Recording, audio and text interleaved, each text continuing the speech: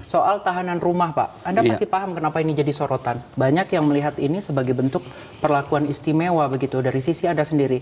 Ini murni hak hukum yang memang bisa didapatkan oleh siapa saja atau memandang ada pertimbangan khusus. Kalau memang iya, hak semua tersangka, kenapa dalam praktiknya tidak semua mendapatkan hal yang serupa begitu? Ya, jadi pertama Pak, kalau kita lihat kan ada sudah banyak ya Pak proses pidana yang ternyata mengandung kesalahan penerapan hukum, miscarriage of justice, ya Pak ya, sehingga orang terzolimi ya Pak ya. Nah itu satu, sehingga perlu ada koreksi di dalam proses penegakan hukum.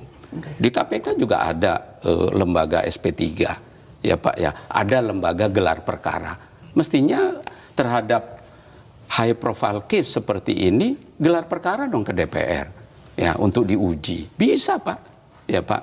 Kemarin Komisi 3 intervensi ya Pak ke beberapa proses. Bisa kalau itu dipandang perlu dan dibolehkan di dalam undang-undang. Satu. Kedua Pak, seperti juga Yakut ditetapkan tersangka. Itu adalah kewenangan penyidik. Ya Pak ya. Kewenangan penyidik menetapkan Yakut sebagai tersangka. Ya. Yakut memohon pembantaran karena alasan-alasan yang dibenarkan oleh undang-undang juga diatur. Hak penyidik juga untuk menahan Yakut. Itu kan namanya hak subjektif. Diatur di dalam KUHP. Ya Pak ya. Apakah seseorang ditahan atau tidak ditahan? Satu, ya Pak, mengulangi perbuatan, merusak alat bukti, melarikan diri. Kan begitu Pak. Nah, Gus Yakut, ya Pak, sampai saat ini Pak, ya, sampai saat ini tidak ada Gus Yakut menerima uang, menyuap, menerima hadiah. Dan ini Yakut sendiri sudah menyatakan kepada penyidik. Dan KPK tidak bisa sampai saat ini dia menyatakan si A, si B menerima uang. Kalau si A, si B menerima uang, itu kan tanggung jawab daripada yang bersangkutan. Kenapa?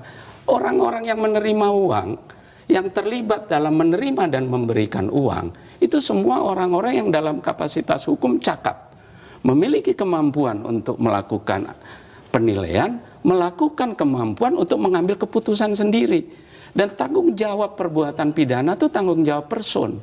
Siapa yang melakukan perbuatan, dialah yang bertanggung jawab pidana. Nggak bisa seseorang terima uang terus dia bilang, oh saya disuruh presiden.